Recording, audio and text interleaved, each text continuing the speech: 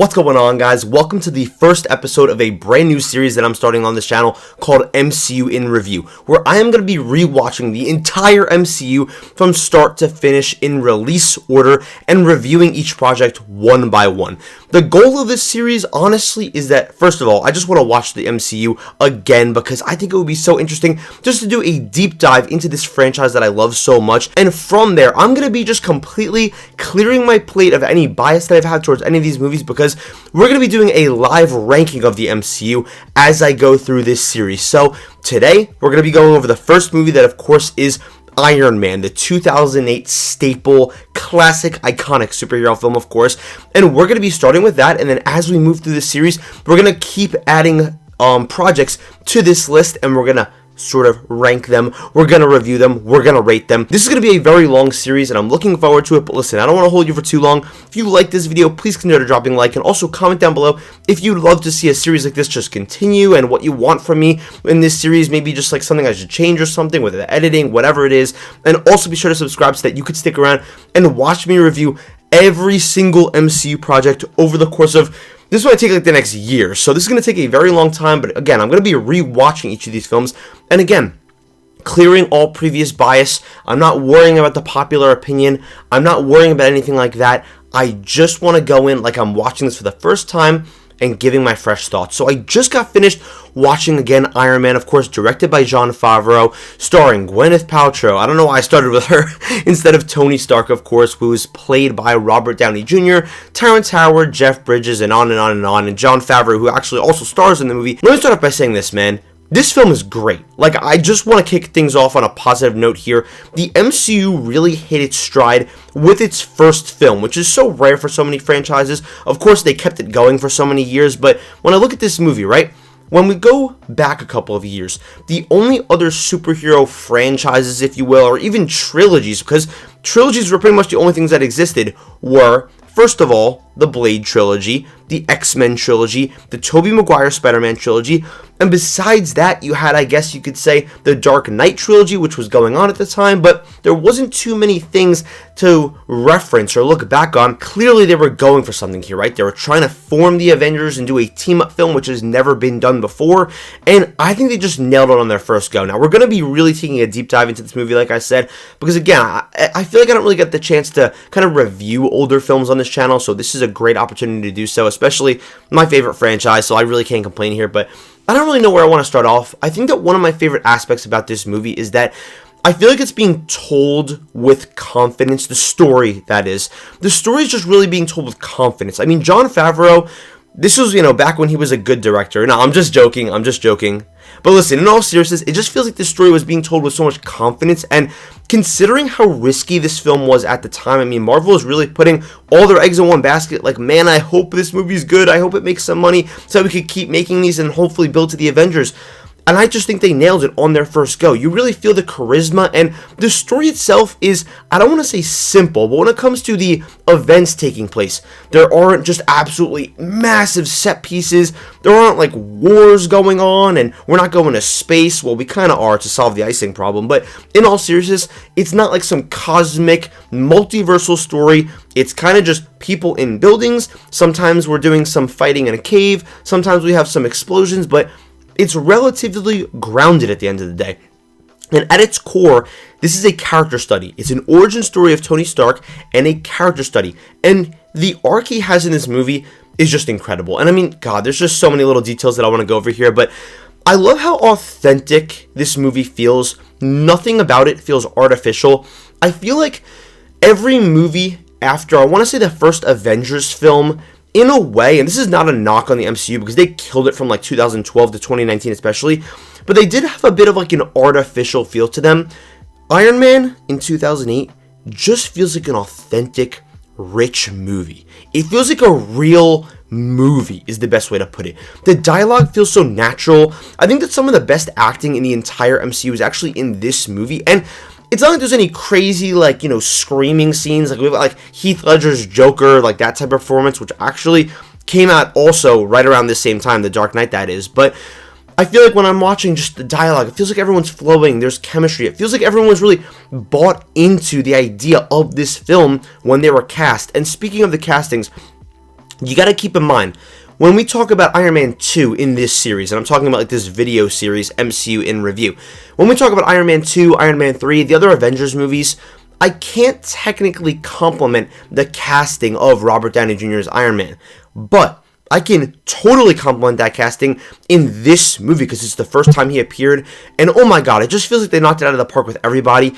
Terrence Howard, I've got to say, after rewatching this film again, just kind of going into it with a new perspective, one thing I kind of picked up on is the fact that I actually kind of like him better as Rhodey than Don Cheadle. Like, again, I do have to, rewatch the other films. That's the whole point of this series, but I just feel like he has this charisma to him. I feel like he plays off Tony Stark a bit better, and I don't know. I mean, I understand there was like contract disputes, so that's why he didn't come back, but I really like Terrence Howard. Then when he goes, next time, baby, I feel like his comedic timing, not his charismatic timing, is a bit better than Don Cheadle's, honestly, and I find him a bit more entertaining to watch, and it feels like his screen presence is a bit larger than Don Cheadle's, and that's not a knock on Don Cheadle. I think he's great as Rhodey, great as War Machine, played him for many, many, many years, but it's just one of these things where I just prefer him. Gwyneth Paltrow, I look at her character, of course, as Pepper Potts, and obviously, she's been in the MCU for 11 years, at least. I'm just talking about at least with her arc with Tony, and it's one of these things where, yes, she does have an arc over those 11 years. She's always by Tony's side, but I think in this movie, the way they develop their relationship is just so awesome, because it is a professional relationship, but it's clear that Tony does care about her, but he's kind of trying to play it off, and then over the course of the movie, he realizes he really does care about her, and going into Tony, of course, to really get to like the meat and potatoes here. Again, like I mentioned, this is a character study on him. It's about his struggles and him trying to understand all the complexities that dealing with Stark Industries and his impact on the world, and what he wants his purpose to be and his legacy to truly mean, especially because of the fact that he's the son of Howard Stark, someone that already has a legacy, but how's he going to go off the beaten path and create his own legacy and not just be the son of Howard Stark? No, he wants to be Tony Stark, a new person, and someone that's pulling the strings, kind of grooming him in a way to be the son of Tony Stark, rather than, the son of Howard Stark, I meant, just instead of Tony Stark, is Obadiah Stane, of course, played by Jeff Bridges, and Jeff Bridges, man, he's very subtle for most of this movie, right? A lot of scenes where he's going back and forth with Tony Stark, he's just kind of doing his thing, but then when you really get into some of these more grittier scenes, you see the evil side of him come out, his deeper secret motivations start to really get light shed on them. You really get to see Jeff Bridges kind of go crazy. You get to see him let the tiger loose, and I really appreciate that, especially in the scene where, of course, Tony Stark built this in a cave with a box of scraps, and then towards the end when he turns into like the Ironmonger or whatever, I think he's just so like wacky and over the top. He kind of turns into like a bit of a goofier yet threatening villain, and I really do like that because it kind of reminds me at the end of the day, like, this is a comic book movie. Even though it's about war and like propaganda and capitalism and all this other stuff, I do think it does have times where it's able to feel like a comic book and be a bit silly, because you got a man building an Iron Man suit, a robotic suit, flying in the air. Things do have to be a bit silly. It's not like this is real life. It's not like this is Prisoners or Chinatown or something. This is Iron Man, a guy in a robotic suit that flies in the air. So I like when they do that, but again, for the most part, this movie plays things pretty serious. Like, yes, it has its funny moments. Tony Stark himself is a very funny character, but he has times where he's playing things very seriously because he's really woken up to the fact that, oh my god, what's my company doing? And I've got to say, one of this movie's best feats, I'd say, is its structure.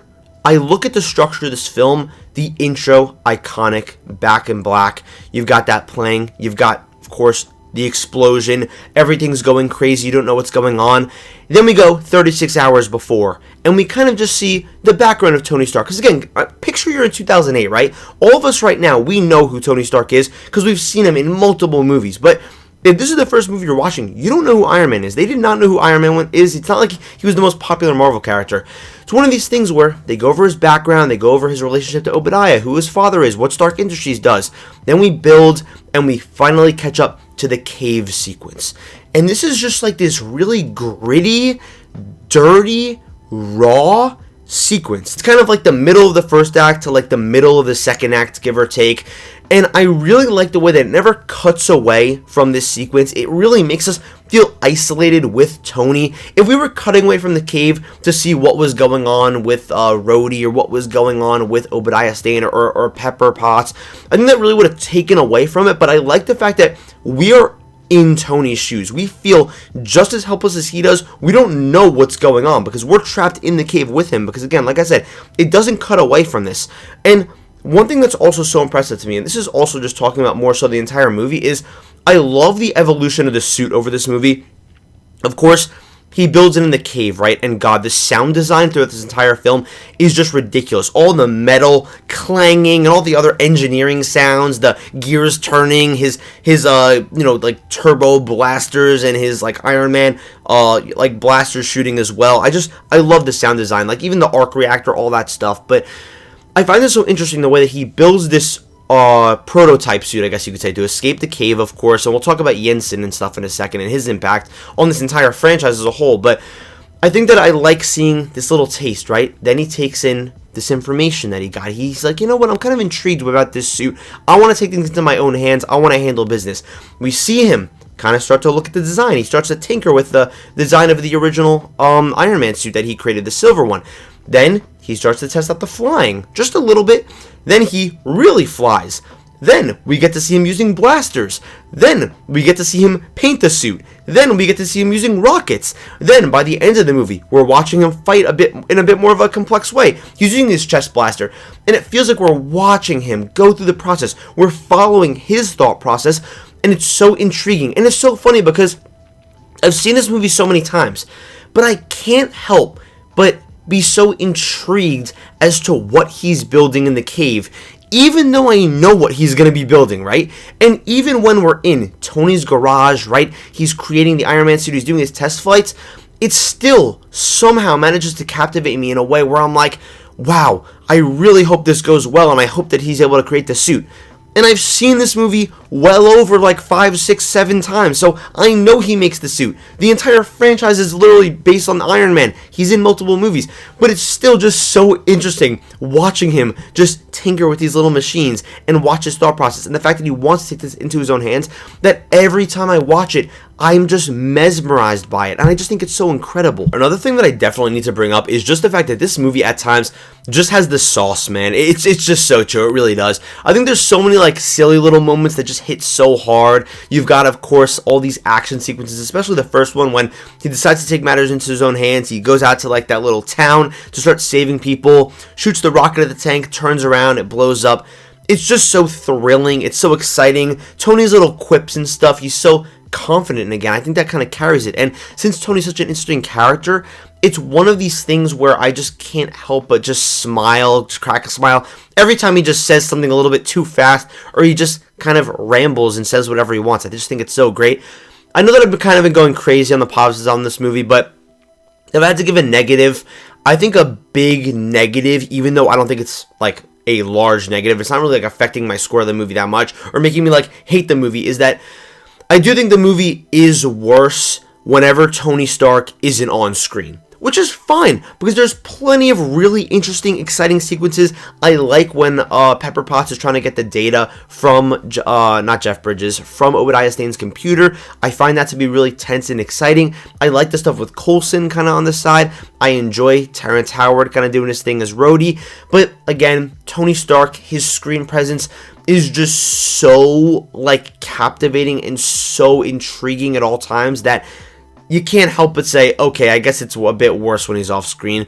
From there, I think there's maybe a scene or two in the middle that like drags just a bit, kind of slows down the momentum, I guess you could say, after the cave sequence, but that might just be a testament to how great the cave sequence is and how intriguing it is, especially with Yinsen, which I did not mention, and the fact that Tony is really able to turn his life around and turn his perspective around because of Yinsen, and the fact that he basically tells him, listen, don't waste your life. And it's not even like that just stuck with him for this movie.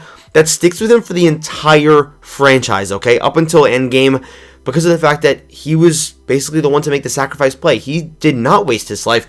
He used his life to save the entire world, or half of the world, whatever. But still, it's incredible. It really is a a magnum opus type of theme that plays throughout this entire franchise.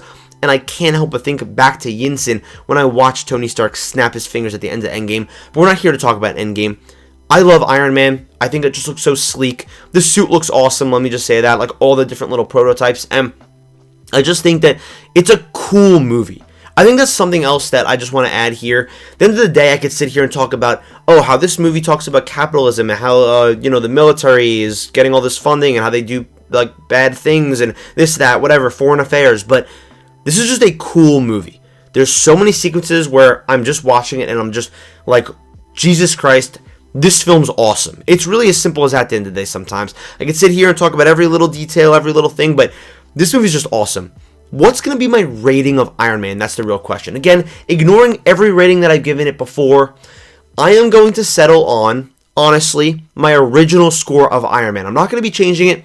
It's going to be getting a 4.5 out of 5. I love Iron Man. And where's it going to be getting placed on the ranking? Believe it or not, guys, it's going to be getting placed in first place because there's nowhere else for it to go. It's the first movie on here. But once we move on to the Incredible Hulk, which I believe is episode 2, should be episode 2, that's where we could actually start comparing and add it to the rankings, and then we'll see where it goes above or below Iron Man. But thank you guys so much for watching. I hope that I explained like how this is going to work well enough. But I'll see you guys in the next video, and let me know what you think about Iron Man, honestly, especially because, again, we don't really get to talk about old movies that much, and also what you guys think for the series and any tips, anything that you guys want to see. Thank you guys so much for watching. I love you guys, and I'll see you in the next video.